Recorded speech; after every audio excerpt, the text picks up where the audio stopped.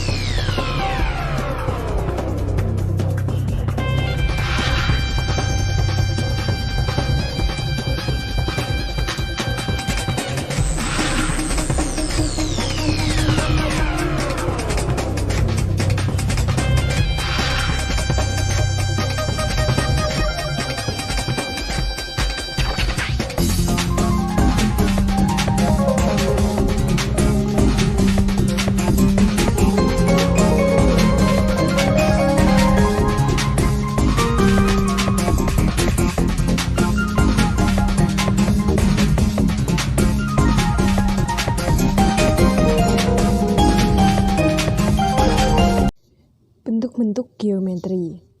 Bentuk geometri ada dua, yaitu bangun datar dan bangun ruang. Contoh bangun datar yaitu lingkaran. Nah, pada koin 500-an ini, kita dapat melihat bentuk geometri yaitu lingkaran. Apa saja ciri-ciri lingkaran? Yang pertama, memiliki titik sudut tepat di tengah. Ya, di sini di tengah-tengah, kemudian hanya memiliki satu sisi, yaitu sisi lengkung. Ya, yang pinggir-pinggir ini namanya sisi lengkung dari lingkaran. Kemudian lingkaran ini tidak memiliki titik sudut, sehingga jumlah sudutnya yaitu 360 derajat. Lalu lingkaran ini memiliki sumbu simetri yang tak terhingga, baik simetri lipat maupun simetri putar.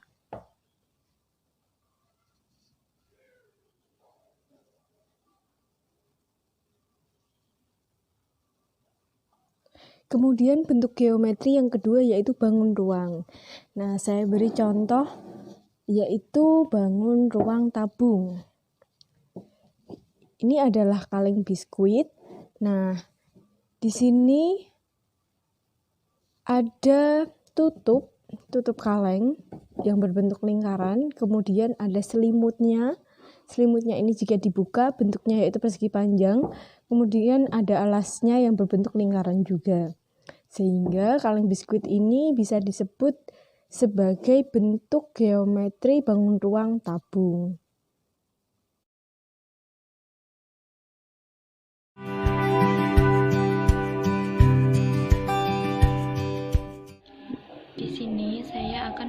membahas materi geometri pada subbab penerapan kesebangunan dan kekongruenan pada benda di sekitar kita. Nah, di sini bisa kita lihat ada dua figura foto. Tentunya semua orang tahu dan benda ini selalu kita temui di sekitar kita. Kemudian kita perhatikan kedua benda tersebut. Jika kita lihat kedua bentuk persegi panjang ini dapat kita sebut keduanya sama. Namun, disebut sama saja tidak cukup dan kita tidak tahu apakah kedua figura persegi panjang tersebut sebangun dan kongruen atau tidak. Nah, untuk mengetahuinya, pertama-tama kita lihat kedua figura tersebut. Kita umpamakan kedua figura tersebut menjadi persegi panjang ABCD dan persegi panjang PQRS. Pada persegi panjang ABCD, kita tandai sudut A dengan lingkaran dan sudut B dengan X. Kemudian, pada persegi panjang PQRS, kita tandai sudut S dengan lingkaran dan sudut P dengan X. Maka dapat kita lihat bahwa jika pada persegi panjang ABCD kita geser sesuai dengan posisi persegi panjang PQRS, maka kedua persegi panjang tersebut akan sesuai dan cocok. Dengan begitu, kita akan memperoleh sisi-sisi yang bersesuaian, yaitu di mana AB sama dengan SP dan CD sama dengan QR, AD sama dengan RS, dan BC sama dengan PQ. Kemudian kita dapatkan sudut-sudut yang bersesuaian, yaitu sudut A sama dengan sudut S, sudut B sama dengan sudut P, sudut C sama dengan sudut Q, dan sudut D sama dengan sudut R. Jadi, kita peroleh bahwa persegi panjang ABCD dan persegi panjang PQRS sebangun dan kongruen, yaitu di mana telah memenuhi syarat kesebangunan dan kekongruenan, yaitu sudut-sudut yang bersesuaian sama besar dan sisi-sisi yang bersesuaian sama panjang. Nah, di sini saya akan menjelaskan tentang kekongruenan yang diterapkan pada pemasangan ubin. Pernahkah kamu melihat seorang tukang bangunan yang sedang memasang ubin? Nah, mungkin dari beberapa kalian sudah pernah melihatnya. Sebelum ubin-ubin itu dipasang, biasanya tukang tersebut memasang benang-benang sebagai tanda agar pemasangan ubin tersebut terlihat rapi, seperti gambar ini. Cara pemasangan ubin tersebut dapat diterangkan secara geometri. Gambar tersebut adalah gambar permukaan lantai yang akan dipasang ubin persegi panjang. Pada permukaannya diberi garis-garis sejajar. Jika ubin ABCD digeser searah AB tanpa dibalik, diperoleh A ke B, B ke E, D ke C, dan C ke F, sehingga ubin ABCD akan menempati ubin BEFC. Akibatnya AB sama dengan BE, BC sama dengan EF, DC sama dengan CF, AD sama dengan BC, dan sudut DAB sama dengan sudut CBE, sudut ABC sama dengan sudut BEF, sudut BCD sama dengan sudut EFC, sudut ADC sama dengan sudut BCEF. Nah, berdasarkan dari uraian tersebut diperoleh 1. Sisi-sisi yang bersesuaian dari persegi panjang ABCD dan persegi panjang BEFC sama panjangnya, dan sudut-sudut yang bersesuaian dari persegi panjang ABCD dan persegi panjang BEFC sama besar. Hal tersebut menunjukkan bahwa persegi panjang ABCD dan persegi panjang BEFC memiliki bentuk dan ukuran yang sama. Dua persegi panjang yang demikian dikatakan kongruen, sehingga pemasangan ubin itu menerapkan konsep geometri. Assalamualaikum warahmatullahi wabarakatuh. Perkenalkan, nama saya Muhammad Rika Aulia, NPM 19310095. Di sini saya akan memaparkan tentang aplikasi geometri pada konstruksi bangunan. Sebelumnya, bangunan itu apa sih? Bangunan itu memiliki bentuk beraneka ragam. Bentuk bangunan tergantung dari pemiliknya. Nah, penerapan nyata pada bidang dan ruang tersebut dalam arsitektur adalah digunakan juga dalam konstruksi bangunan.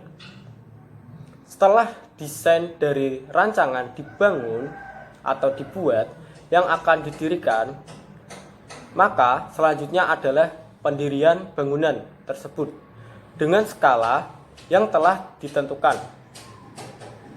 Gambar yang ada dalam desain kemudian diproyeksikan ke dalam lahan yang sudah disediakan. Dimulai dari bagian paling bawah, membentuk pondasi, kemudian bertambah tinggi dengan material yang akan menjadi sebuah bentuk ruang bidang, dan ruang bidang dalam matematika sama dengan ruang dengan bidang ruang dalam suatu bangunan. Dengan melakukan modifikasi terhadap ruang tersebut akan memberikan keindahan estetika bangunan yang dirancang. Jadi, dalam konstruksi bangunan tersebut pastinya ada terkaitannya dengan konsep matematika, khususnya pada geometri.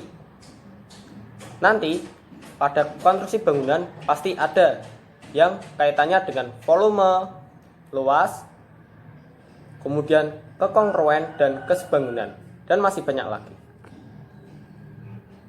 Di sini saya akan menjelaskan tentang konsep kekongruen dan kesebangunan.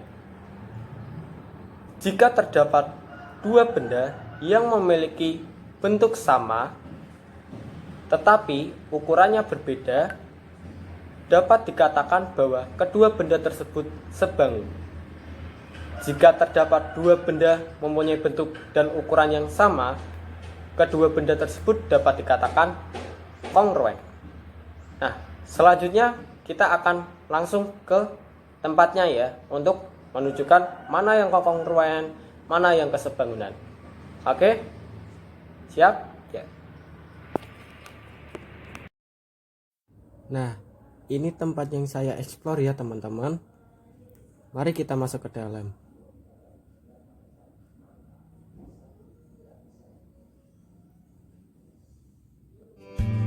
Bangunan masjid ini terdiri dari 2 lantai. Kita dapat mengkaitkannya nih dengan konsep matematika, khususnya dalam luas. Berapa kapasitas masjid ini? Kemudian nih, lihat di sekelilingnya. Ada beberapa bangunan yang bentuknya sama dan ukurannya pun sama. Maka benda tersebut dapat dikatakan kongruen. Contoh saja ini. Nih. Dengan yang satunya lagi. Itu. Nah, itu dikatakan dengan kongruen. Kemudian nih, ada juga benda yang punya bentuk yang sama tapi ukurannya berbeda. Nah, itu lihat yang di atas sama yang itu. Bentuknya sama tapi ukurannya berbeda. Maka benda tersebut dapat dikatakan sebangun. Nah, di sini ada juga nih 4 pilar penyangga masjid. Bentuknya tabung ya teman-teman. Itu bisa kita kaitkan dengan matematika, khususnya dalam volume. Mencari berapa volume yang dibutuhkan untuk pengecoran tiang ini.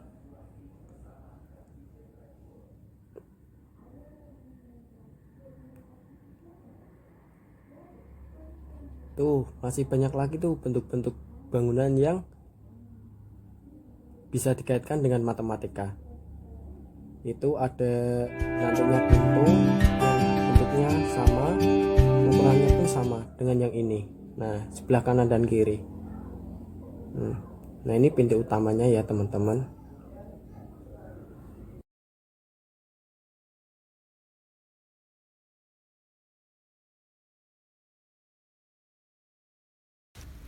Selanjutnya, kita akan menerapkan konsep geometri dalam luas. Contoh yang pertama yaitu kita mengambil luas keseluruhan kaca yang terdapat pada satu jendela. Seperti yang digambar, terdapat 9 kaca pada satu jendela di mana masing-masing kaca memiliki ukuran yang sama, yaitu panjang 30 cm dan lebar 20 cm. Kita menghitung kaca dengan menggunakan rumus persegi panjang, yaitu luas sama dengan panjang kali lebar. Luas sama dengan 30 cm kali 20 cm, yaitu 600 cm persegi. Total keseluruhan kaca yang digunakan dalam satu jendela tersebut adalah 600 cm dikali 9 sama dengan 5400 cm persegi atau 54 meter persegi. Selanjutnya, kami akan menerapkan konsep geometri dalam luas dengan memberikan contoh banyak keramik yang dibutuhkan dalam suatu ruangan. Ruangan dan keramik berbentuk persegi. Karena ada beberapa ruangan yang tidak berubin, jadi harus kita hitung dulu luas totalnya. Yang pertama, luas ruangan berubin dengan sisi 6 meter, yaitu 36 meter kuadrat. Luas ruangan tidak berubin dengan sisi 2 meter, yaitu 4 meter kuadrat. Mencari luas total dengan cara luas ruangan berubin dikurangi luas ruangan tidak berubin, yaitu 32 meter kuadrat. Sekarang menghitung luas satu keramiknya dengan sisi 80 cm, yaitu 6400 cm kuadrat.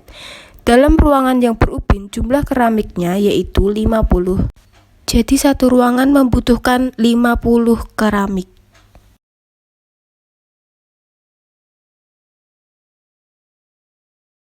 Assalamualaikum warahmatullahi wabarakatuh. Perkenalkan, nama saya Isnaini Zulaiha, NPM 193104143. Pada video kali ini saya akan menjelaskan tentang penerapan volume tabung dalam kehidupan sehari-hari. Seperti apa? Mari kita simak videonya.